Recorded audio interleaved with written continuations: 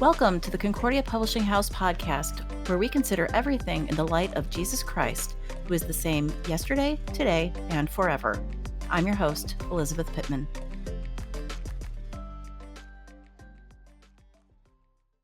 On today's episode, we explore the history of American Lutheran Church music.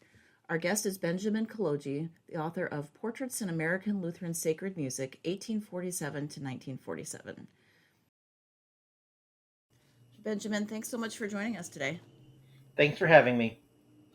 So I was talking with Peter Reski earlier, and he said a question that you might appreciate answering because you've probably been asked it a million times if you've been asked it once.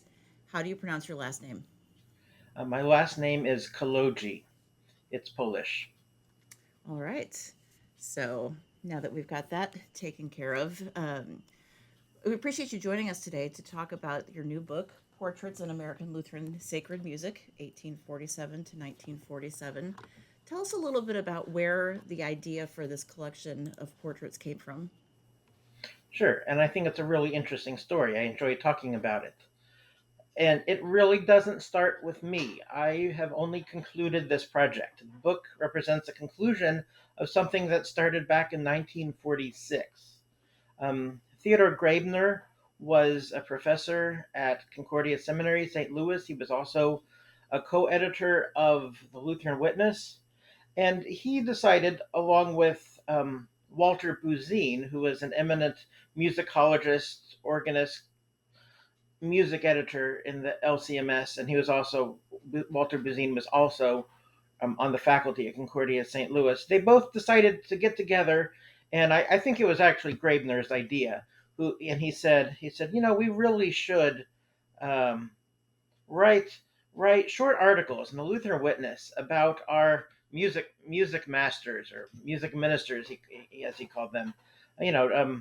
Presumably, he meant people who were still alive, who were still working. And Walter Buszin was the obvious person to do this. He was a musicologist, plus he knew lots of musicians in the Missouri Synod. And so he agreed to do this. And it's a convoluted story after this. This happened in 1946. They conceived this idea. Graebner died in 1950, but the project, to make a long story short, it never happened. The Lutheran Witness never published these articles. Later, in a later decade, Walter Buszin said, we really should. He was writing to Walter Clammer at CPH, and he said, we really should write down the histories of some of these people so they're not forgotten. And this is about 10, 15 years later, and at that point, Buszin was talking about historical people in the Missouri Synod rather than ones that were alive. It had kind of changed in his mind about what these should be. And Clammer thought this was a good idea, but I guess not so much to actually publish anything at the time. So Buszin never did anything with it other than he had collected some archival documents and had kind of written down a framework of people in the history of the LCMS that he thought were worthy of remembering. And Buszin died, and his little archive, which is really nothing more than a box. I have it in the closet here. It's not much at all. Just a few, just some of his class notes and that sort of thing, and his notes for how this project should have gone. It went to his daughter, Connie Seddon. And Connie Seddon was a very important member of Concordia Historical Institute. She wrote several articles for the Quarterly. So she supplemented her father's archive through the decades with some things she found, some clarifications. And she died 2022. And the archive, I didn't know any of this existed, but the archive, the box, came to me through Pastor Scott Shilby in St. Louis, and he kind of asked, would I be interested in looking at this project and maybe we could do something with it? And I said, well, sure. I had already written a couple books on historical matters, and I thought this would be a fun one to explore. So we made the handoff at the Good Shepherd Institute. I think it was 2022. in Fort Wayne, and I was reading the letters on the plane back, and by the time I had gotten back to Dallas, where I live, I thought, oh yeah, this is a project I've got to do. So the framework of the project, that is, the people, all came from Walter Buszin or from his daughter Connie Seddon. They were the ones that both of them had decided were worthy of remembering, representing the first 100 years of the Missouri Synod. So this book is called Portraits in American Lutheran Sacred Music, 1847 to 1947, and the dates aren't arbitrary because obviously 1847, the founding of the LCMS, but the first correspondence between Buszin and Graebner with this project happened in 1946. So I stretched it by a year, and to make it a nice, easy first century, 1847 to 1947, because that really was the time period that they had envisioned this project to occur. So that's the background of the project. So I don't claim I don't claim all the work on it, or certainly the idea. I don't claim the idea. If it had not been for Walter Buszin, Theodore Graebner, Connie Seddon, or Scott Shilby presenting me with this, I wouldn't have known what this project needed doing. So I was happy to be able to finish this. I don't know, some almost 80 years, 75, 80-year project myself.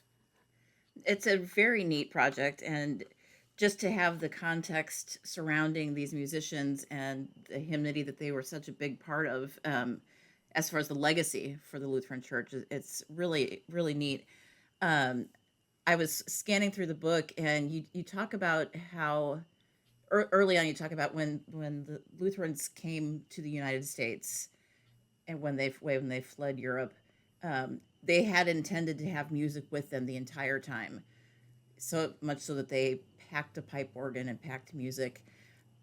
I got a kick out of the story about maybe if you'll tell us a little bit about the pipe organ and the lore that's connected to Saint Salvador and Venety. Venety was my dad's first congregation, so when I read that, I perked up.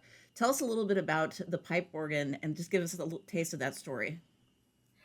It's very hard to give you just a little taste of that story because it encompasses so many different people and years and aspects. But to go back to the first part of your question, yeah, when CFW Walter and his brother Otto and Martin Stephan and the leaders of the immigration came over 1839. Um, they had several ships with all the people who were coming to make a new life. But important among the accoutrement which they took with them was all manner of liturgical implements. Of so hymnals, Bibles, catechisms. There was band instruments. There was sheet music, and there was a pipe organ that apparently was, well, the records show, that was commissioned in Dresden. Um, for $300, and it was on the smaller ship, the Amalia, which sadly sank, and this really affected the psyche of the early immigrants. I mean, they were writing poems and memorials and naming their children after the ship for decades after this. It was just so horrific. So the loss of life is one thing, but it happened that this organ was also on this ship, and it was reported that an organ pipe, I suppose one of the wooden ones, because the metal ones would not float, but a wooden pipe washed up on the shore in France not too long after, which I think was from this organ. So I think that tells you that these immigrants were really that music, worship, liturgy, sacred music was important to them. And I'm not sure they exactly knew what they were getting into in the United States. I don't think they exactly knew how primitive it was going to be. But in preparation for setting up a new worship life, freedom of worship, I kind of outline a bit of the Prussian Union in the book, which really gave the impetus for the immigration. They wanted freedom. They didn't want to compromise. They wanted to sing hymns that were Orthodox Lutheran. They wanted to be able to preach and hear sermons that were Lutheran. So this was really important, and the music was a part of that. Now, for many years, and this is very controversial. It's not controversial to me because I've researched it and I know the facts, but it's kind of controversial to some people. For many years, it was thought that this organ um, somehow ended up at St. Salvatore in Venety, Illinois. This that the idea was this was the organ that they brought from Germany, um, and I'm not exactly sure how they think it how they because there's no provenance to the organ other than how I tell how it really happened. But it made a nice story, and there was newspaper articles in the 50s and 60s, and even people at the Concordia Historical Institute really researched this back in the 60s and 70s. Like, is this really the first pipe organ in the Missouri Synod? Is this from Germany? And of course, the organ itself, the way organs do, they don't really tell you a lot of their history. They don't always have a builder or a year. They don't have nobody signs them like you would with a painting or something. So it makes it very hard to do. But I went and played the organ and did research on its provenance, and I tell the actual story. The actual story I really think is probably just as interesting as the mythology.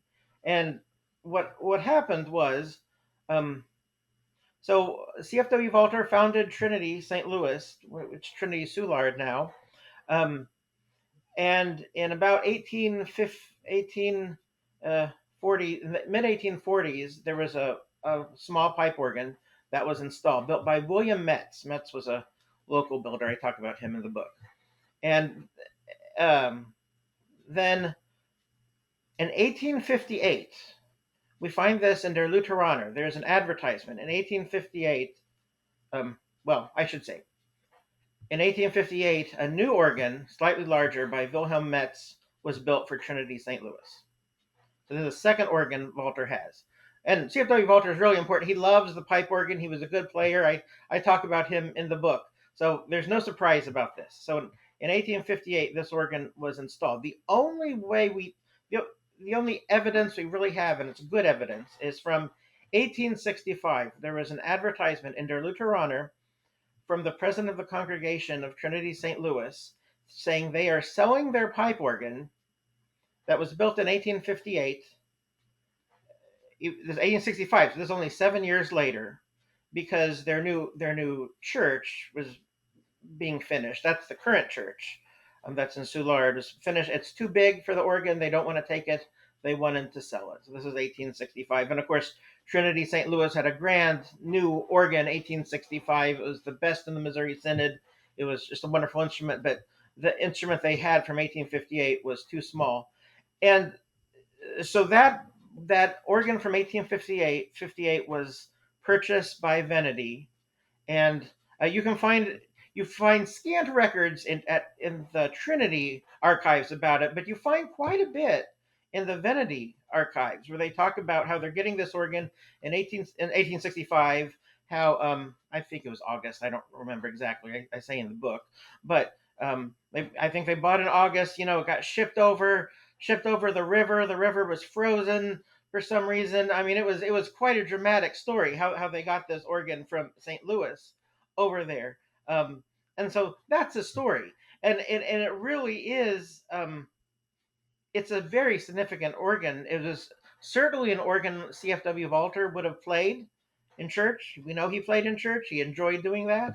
It's a nice little organ. It's fun to play, and it's a real treasure that the church still has it and still uses it. It's a fascinating story. It's a congregation that is near and dear to my family, so thank you for indulging me the story. We recognize of the names of the folks that you talk about, several of them, like Walter, we recognize. Whose story do you think is noteworthy and should be talked about more? Well, Walter Buszin and Theodore Graebner, they said that all of these people that they outlined should be talked about more. They should be remembered. That was the qualification for appearing in their potential articles. So The answer to that is I think all of them, even CFW Walter, because the scholarship on him has almost entirely been on theological and historical and his administrating of the LCMS, as well it should be. That's what he's known for. But he was a musician and loved being a musician, and I really enjoyed telling that story, discovering him as a musician. But to answer your question more directly, that's just the general. I have to set the picture. But to answer your question directly, I would say um, Edward Rechlin, perhaps, was this. I did not know that Edward Rechlin even existed. His name is spelled Rechlin. Um, Actually, I should say Carl Schock, who was the great composer and musicologist in the LCMS and taught for many years at Concordia, Chicago. Um, I was talking to him on the phone during the pandemic and about something unrelated. He mentioned to me Edward Rechlin. I remember this because he said, Benjamin, it's Edward Rechlin. So I knew very well how to pronounce it. Um, I'm not sure Carl ever met him, but he was an authority with everything. So that was actually the first time I had heard of Rechlin. And then he appeared in Graebner's and Buszyn's notes. And when I got into the story, it was quite amazing. Rechlin, he died in the early 60s. So with a few of my people in the book, their careers kind of span either before the 1847 date or they die after 1947. That's just the way it goes. And Rechlin was one of those. He graduated from the Addison Seminary, which is the precursor of Concordia, Chicago, until they moved to their new building, their new River Forest campus around 1913 or so. And he graduated from Addison. But then, interestingly enough, he made his entire living as a concert organist. And he went and studied in Paris with Charles Marie Widor and Alexandre Guimont, who were great exponents of the French style of organ playing. And he was the first Missouri Synod organist to study in Europe. And really, arguably, he's the first Missouri Synod concert organist. There were certainly organists before him who had played concerts, but to make their living solely from playing concerts, Rechlin was pretty much the first to do that in the Missouri Synod. But he was a fascinating character. He believed that Bach was a type of a fifth evangelist, sort of, and he used the Lutheran chorales and the texts to evangelize these thousands of people that would come and hear his concerts. This was back in the day where you could draw thousands of people to an organ concert. They actually wanted to hear organ music, so your programming was very important. So he programmed Bach, but he also programmed chorale preludes of other Baroque composers that most people had not heard of before. But he was bringing not necessarily the composers to the audience, but the chorales and the texts of the chorales, and the music would, of course, elucidate on the text. And he was quite good at this and drew thousands of people at a time in these big churches. I mean, like 3,000, 4,000 at St. Paul and Fort Wayne one time. I mean, it's amazing. Think of all these people that could fit in the balconies of this church. These churches is amazing. He was a very strange guy, and he loved to be strange. He would go around with a cigar in his mouth and drinking beer and nonstop. I'm sure he was very, very interesting, if a little difficult to get along with, which is probably just as well he didn't have a full-time church job, because he probably couldn't have held it for long. So he had a good vocation where he could go from one church to another. He accompanied for the Lutheran college choirs as they went out.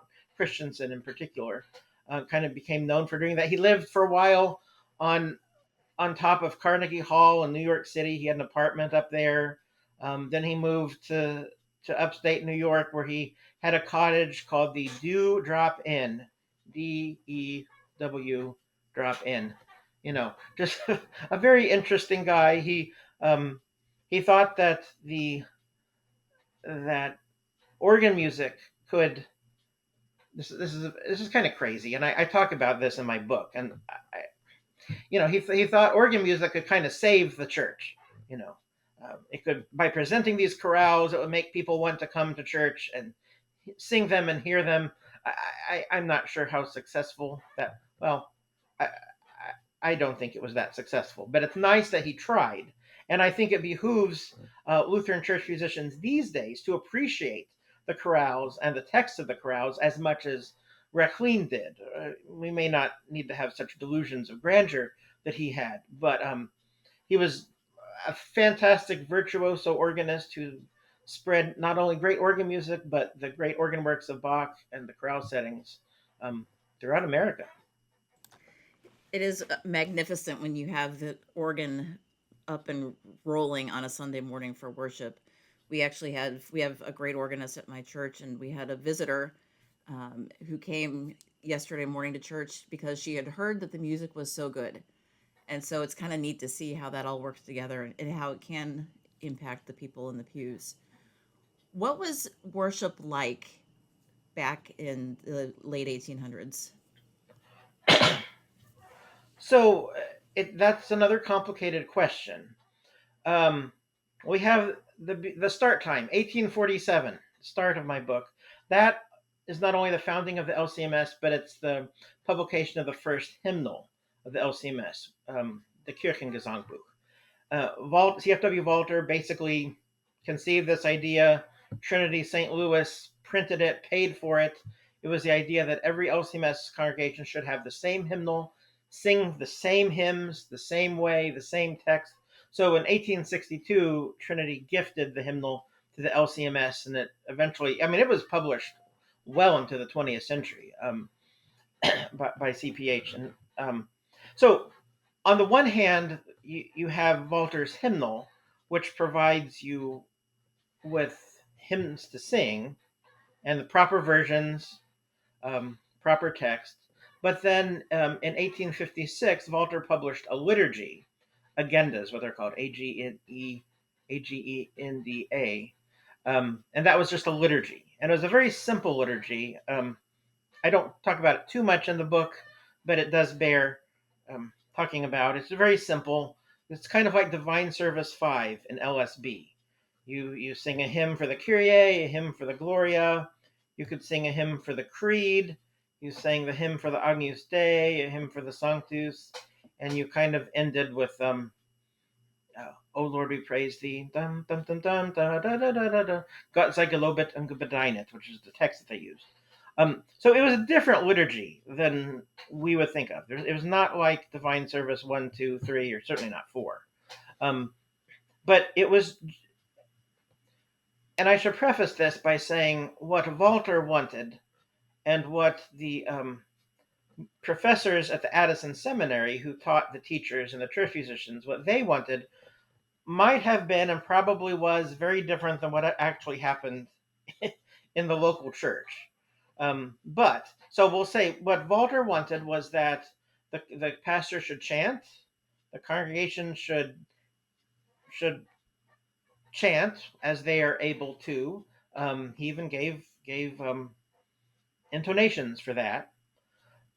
I don't know that happened everywhere or even most places. I kind of doubt it happened in every place, but that's what they wanted. They wrote about it quite thoroughly. They also wanted you to sing the rhythmic versions of the chorales, the real versions. So we know, like in LSB, we have two versions of "O Sacred Head, Now Wounded." We have the dum dum dum dum dum dum dum dum dum da dum dum dum, and we have the Bach version, which is dum dum dum dum dum dum dum, which has evened out notes. Same thing with the Mighty Fortress. Da dum dum da da dum da dun dun da dun dun dun da dun da dun dun. That's Luther's original version, the rhythmic version, which through 200 years of development becomes dum dum dum da da da da da da da da dum. We call that the isometric or isorhythmic version, which means the same. The rhythm is the same. Some people might think it's easier to sing. As a church musician, whenever I hear that somebody say something is easier to sing, it just means they know it. It doesn't mean it's necessarily easier to sing. But many people think that the isometric is the single values is easier to sing. And Walter said you need to sing Luther's original. Not only that, what you sing his original texts, which were in the hymnal, and so the metrical tunes fit with those original texts. So he wanted you to sing that way. He wanted you to sing the liturgy. Everybody would sing the liturgy by heart. This is not something that was printed out. When it was for a special occasion. Like, for example, the Concordia Historical Institute has the printed order of service from the dedication of Trinity St. Louis in December of 1865. And it's very fascinating because it's like a modern church bulletin. You start from the beginning and you read everything and it tells you what to do, which is very fascinating. But it's essentially all it is the agenda just kind of interpreted for a specific Sunday. So they were specific about how they wanted it to be. I will say, this may not totally answer the question, but it's related to it.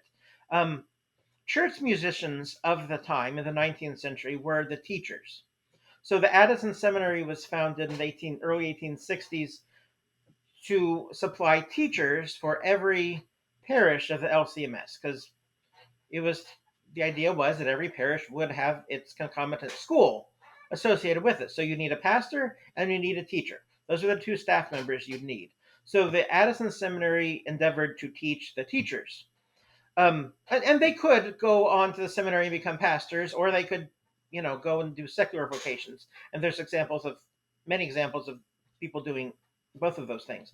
But in most cases, they went to become teachers. And part of the pedagogy, the teaching at Addison, was organ. You learned organ, you learned keyboard, piano, you learned violin, because many churches did not have organs, particularly in the 1860s. They didn't even have piano, so you took your violin with you to lead the singing.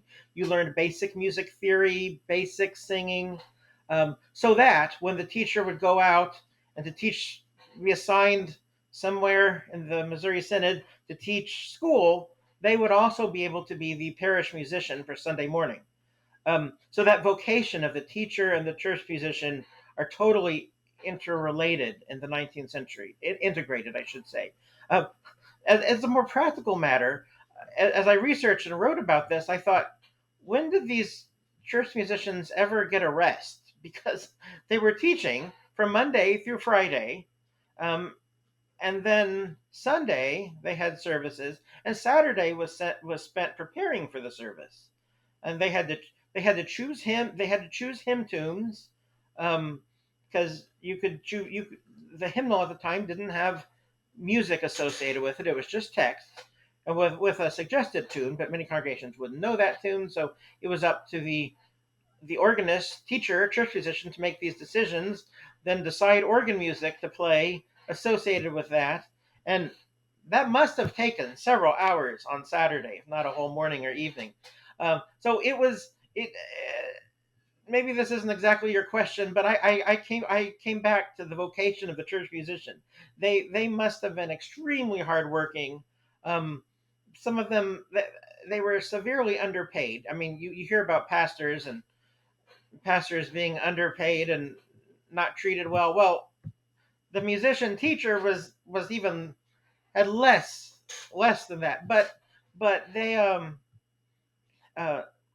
what they were able to do with so very little was amazing. It's fascinating to think about the church musician teacher bringing their violin, and literally having to teach. I mean, we're so used to today having the hymnal with the music right in front of us, and you'll hear the organ play the intro if you're not familiar with a hymn, and you can pick it up pretty quickly, even if you can just sight read a little bit. Very different for the congregation in the early days. Were there choirs at the time? The general answer to that is no. I'll refer again to the dedication service at Trinity St. Louis, which did print their entire dedication service from December 3 and 4, I think it was, 1865. And there was a motet. It was a Mozart motet. It was possible that C.F.W. Walter even conducted it himself, because we know that he conducted choirs, we know that he loved Haydn, and he loved Mozart. He talked a lot about those two and their choral music. Not so much Bach. Bach hadn't been rediscovered at the time. So you had a big service like that had the choir sing a motet in German, not the original Latin.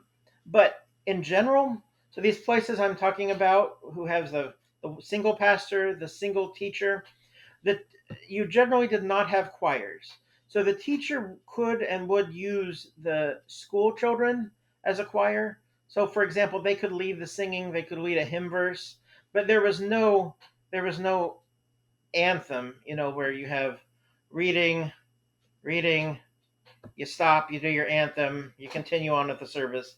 There's nothing like that. That was more of a later 19th century, early 20th century development. So I guess I should say that in the 19th century, at least, there wasn't, in general, a choral anthem. That came pretty soon in the 20th century, and it was a bit problematic about how it was used.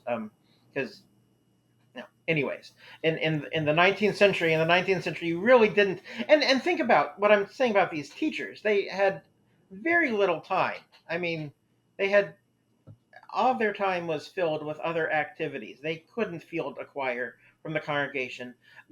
And also, the church building was not used in the same way that we use the church building. When they would have meetings in the 19th century, they'd often be in someone's house. They would be in the parsonage. You wouldn't necessarily go to the church. So when you began to have church plants and church complexes built in the 20th century, that's when you began to have, places to store a library, places to rehearse. It just made more sense. In the 19th century, that wasn't. You don't see places like that because there wasn't a need for that, for independent choirs. There's always exceptions, and I outlined a few exceptions. That one I mentioned, Trinity St. Louis, also Trinity Milwaukee in the 1850s. Their musician was very involved in at least school choral singing, but in general, it was not something that choirs were not something they had regularly. So, of the 13 composers that you talk about, they obviously very influential in church music and with worship. How did they influence how we worship today? Um, I would say the biggest thing, and this is kind of a conglomeration of theology and philosophy through the 19th century, that Walter shepherded, and that is the emphasis on the German Lutheran chorale. The German chorale being the primary thing that we sing. Walter thought this was the most important. We needed to keep singing these, and this was promulgated up through the early 20th century by, for example, Friedrich Lochner, who I talk about in my book, and his son Martin Lochner, who actually lived till 1944. He taught at Concordia, Chicago. This emphasis on the German chorale. Well, this doesn't sound like much in the 19th century. That they all spoke. Every Missouri Synod Lutheran spoke German. They sang German chorales, and that was nothing remarkable about that. But when we started to get into the 20th century, it's harder and harder to keep singing the German chorales when you're singing in English. And you had the first English hymnal in 1912. Well, it was harder to do. But you began to see efforts, not necessarily to sing in German, but to keep these chorales. And if you look in the index to LSB, the index of LSB has many great things in it, which allow you to get into the hymnody and to the composers and the text writers. There's nothing where you can look up, German chorale, because that means that's a lot of things. That's a 150-year time period, maybe more, different different composers, different text writers, but you can look and you can see that there's a lot of 16th, 17th century chorales in the back of the book. Um, for example, I don't remember the number, but Catherine Winkworth, who was the great translator of German chorales into English, you'll look how many translations are of hers are in LSB. There's a whole bunch. Just look in the back, a couple dozen or something. I don't remember. I wrote an article on her, and I don't remember the number, but it's a lot, and it's way more than say the ELCA hymnal or even the Wisconsin hymnal has for her. And so that tells me it still has been important for the LCMS to sing these German chorales in some way, not in German, obviously, but in this case through Catherine Winkworth, we still are able to sing, Jesus, priceless treasure, a mighty fortress, things like this, which we kind of still keep. And one of the fascinating things as I wrote this book was to see the development from German into English. Walter Wismar, who was one of my fellows, I don't remember what chapter it is, but he's in there. He was at Holy Cross, St. Louis, which at the time was right across from the seminary before it moved in 1926. Yeah, I can see the steeple from my office. Right. Yes. He lived on Texas Street, which is not far from you. But in 1924, he wrote an article for the Lutheran Witness, and he was codifying some surveys he had taken as he had gone to speak to Lutheran youth groups throughout the United States. He did a survey on favorite hymns, and he was really concerned that among the top 10 favorite hymns, most of them were, I think 9 out of 10 were English language, except for A Mighty Fortress. And he said, this is not the way the Missouri Synod should go. We need to, actually, what he advocated for was singing no English hymns whatsoever. But, history wasn't on his side. That wasn't ever going to happen. But I think it was a good point that we need to continue to sing these German Lutheran chorales, even if they're in English. And I think LSB has done a really good job of preserving the German chorales so that we can still sing. So maybe that's the overall general big picture, what these fellows all in their own simple ways, maybe not simple, humble ways, that's their legacy to us.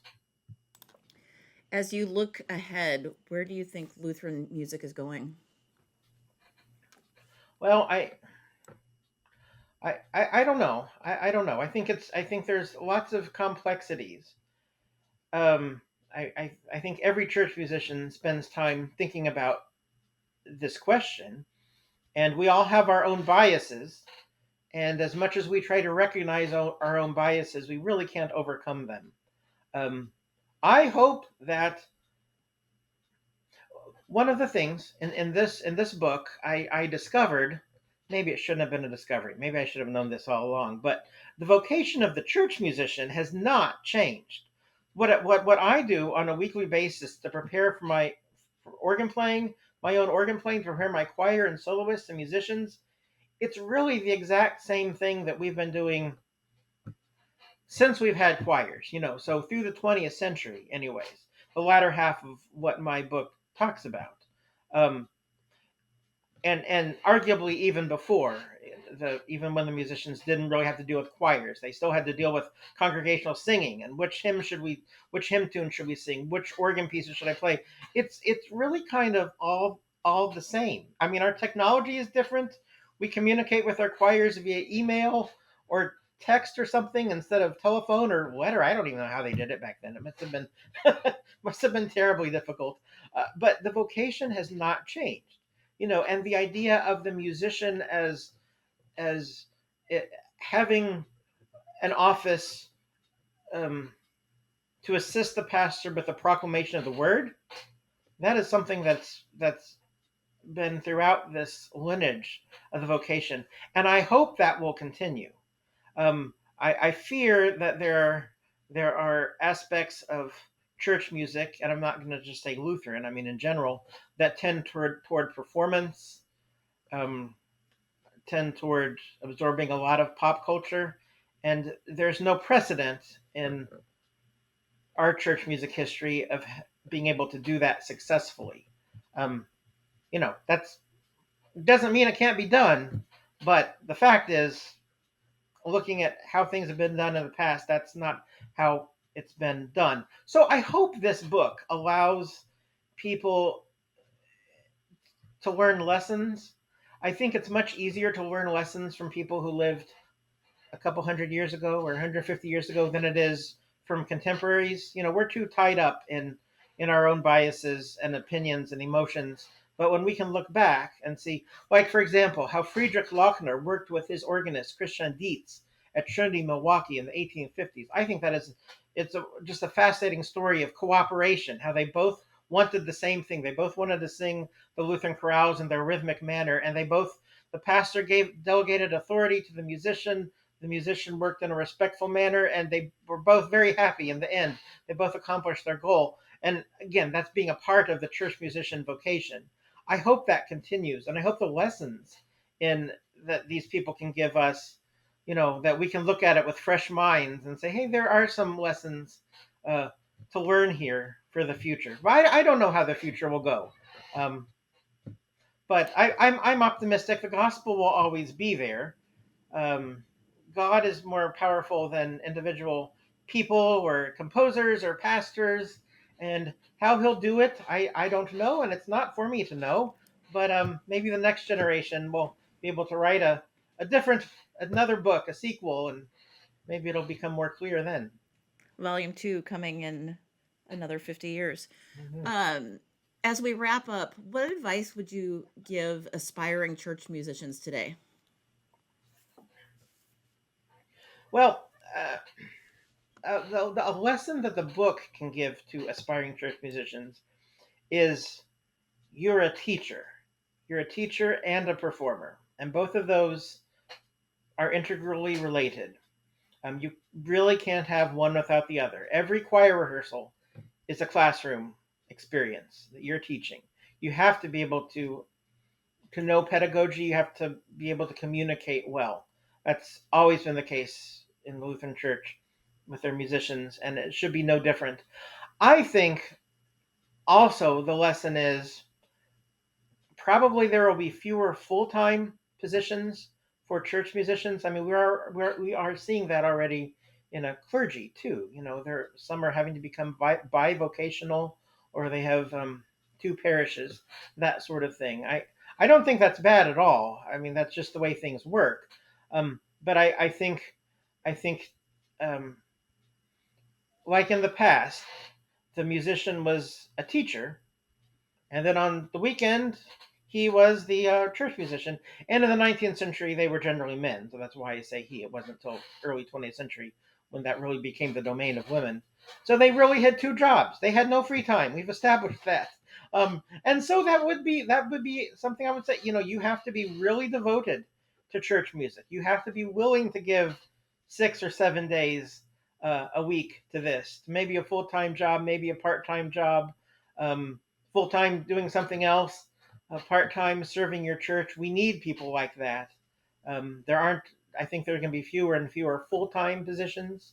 So just be flexible. I think that's a good lesson for any profession. But that's being flexible is certainly a lesson you find in the book.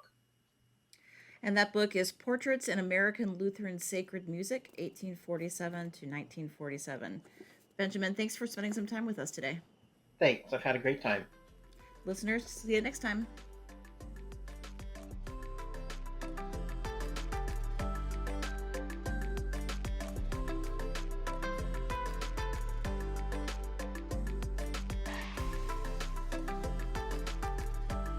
Thank you for joining us on this episode of the Concordia Publishing House Podcast. I pray that this time was valuable to your walk with Christ. We'd love to connect with listeners on Instagram, Facebook, and Twitter at Concordia Pub. Visit cph.org for more resources to grow deeper in the gospel.